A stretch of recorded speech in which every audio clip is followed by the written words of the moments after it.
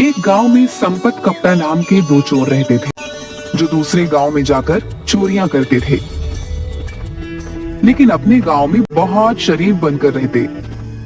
एक दिन वो घने पेड़ के नीचे आराम कर रहे थे कि तभी पालमपुर गांव के हरिया और बंसी उस पेड़ के पास आकर एक दूसरे से बातें करने लगे। अरे बंसी भैया, सुना है कल मुखिया जी की बेटी की बारात शहर से आ रही है, क्या तुम्हारे पास दावत आई है क्या? हाँ हाँ हरिया भैया, मेरे घर तो आई है, तुम्हारे घर पर आई है क्या? अरे कल खुद मुखिया जी मेरे घर पर आए थे और मुझे पूरे परिवार सहित दावत कहकर गए हैं। सुना है मुखिया जी अपनी बेटी की शादी बहुत धूमधाम से कर रहे हैं, कल 21 तरह के पकवान बनेंगे खाने में। मैंने भी कुछ ऐसा ही सुना है। हरिया भैया, मेरे तो मुंह में अभी से सोच सोच कर पानी आ रहा है। अरे मैं तो आज शाम से खाना ही नहीं खाऊंगा, ज्यादा भूख लगेगी तो पूरे 21 पकवान ही पेट भरकर खा लूंगा। हाँ अरे बंसी भैया, भावनाओं में बहकर कहीं ज्यादा मत खा लेना, वरना पेट खराब हो जाएगा। क्या फायदा पूरे 21 पकवान के स्वाद के चक्कर में तुम्हें 21 दिन भूखा रहना पड़े। बात तो तुम बिल्कुल सही कह रहे हो हरिया भैया। वैसे कुछ भी कहो, आसपास किसी भी गांव में आज तक ऐसी शादी का इंतजाम नहीं किया गया जैसा कल मुखिया जी अपनी बेटी की शादी का कर रहे हैं। अरे भाई, लड़का कलेक्टर है, मुखिया जी ने इस शादी के लिए अपनी पूरी 10 बीघा जमीन बेची है और वो सारा पैसा शादी में ही खर्च कर देंगे। चलो हरिया भैया, अभी से तैयारियों में जुट जाते हैं। बंसी भैया, मुखिया जी के साफ साफ आदेश है कि समारोह में अच्छे और ढंग के कपड़े पहनकर आने हैं, नहीं तो उनकी नाक कट जाएगी। इसीलिए कल हम दोनों को अच्छे कपड़े पहने। सही कहा तुमने, मैंने तो पहले से ही शहर से अपने लिए एक कोट पैंट सिलवा लिया था। चलो अब चलते हैं। इतना कहकर वह दोनों वहां से चले गए। उनकी बात सुनकर संपत और कप्ता, जो कि पेड़ के पीछे उन दोनों की बातें चुपके चुपके से सुन रहे थे, उनकी आंखों में चमक आ गई। सुना कप्ता, पालमपुर गांव के मुखिया की बेटी की शादी कलेक्टर से हो रही है। इस गांव का नाम सुना सुना सा लगता है। अरे बेवकूफ, ये वही गांव है जहां पर कुछ महीनों पहले हमने जमींदार की बेटी के दहेज के आभूषण चुराए थे, जो शहर में बहुत महंगे बिके थे। याद आ गया, और तुमने उन पैसों में बेईमानी कर ली थी और मुझे मेरे हिस्से से कम पैसे दिए थे। याद आ गया। अबे मेहनत भी तो मैंने सबसे ज्यादा की थी, तूने क्या किया था? हैं? सिर्फ बारात में खड़े होकर अंग्रेजी में लोगों से बस हाय हेलो कर रहा था तू तो। तुम तो कुछ कर ही नहीं रहे थे, हैं? गांव की लड़कियों से नैन मटक्का कौन कर रहा था भाई? अगर मैं चेतावनी नहीं देता तो तुम उसी वक्त रंगे हाथों पकड़े जाते, और साथ में मैं भी। हाँ अबे वो सब छोड़, कल उसी गांव की मुखिया की शादी है। सही कहा तूने संपत, इसका मतलब मुखिया ने खूब दान दहेज का प्रबंध भी किया होगा। अरे जब 21 तरह के पकवान खाने में बनवा रहा है तो बेटी के लिए सोने के आभूषण कितने महंगे महंगे बनवाए होंगे, हैं? हमें किसी भी कीमत पर उन आभूषणों को चुराना होगा, समझा?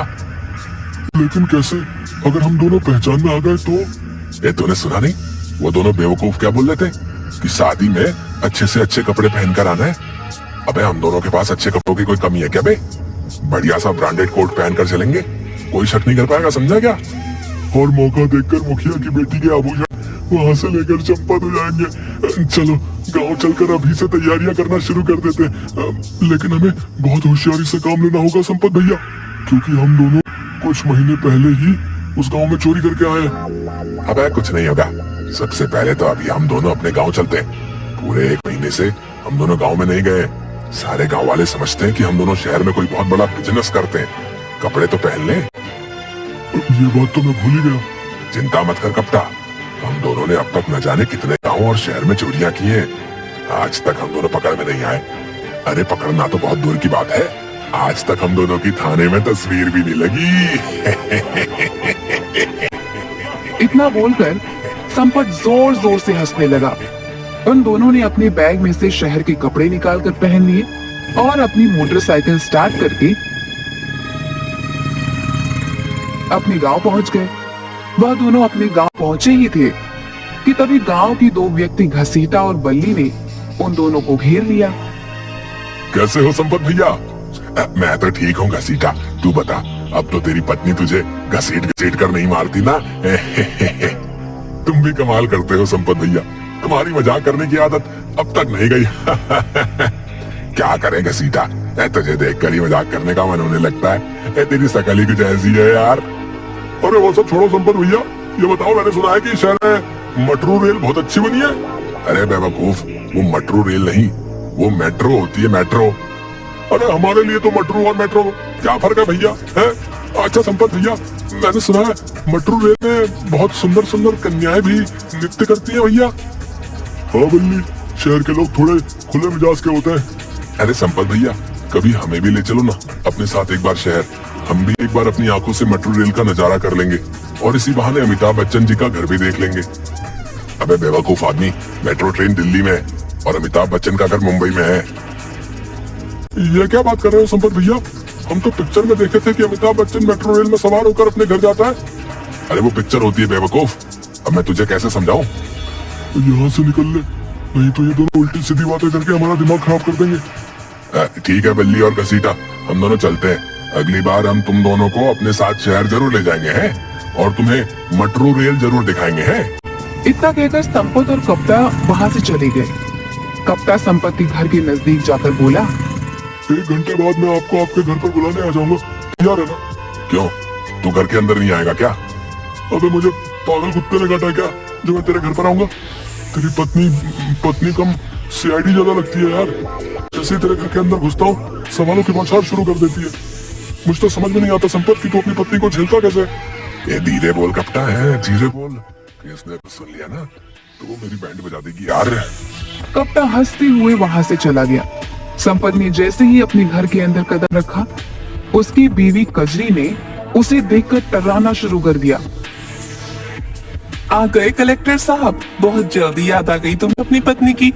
सही सही बताओ, 1 महीने कहाँ मुंह काला कर रहे थे तुम?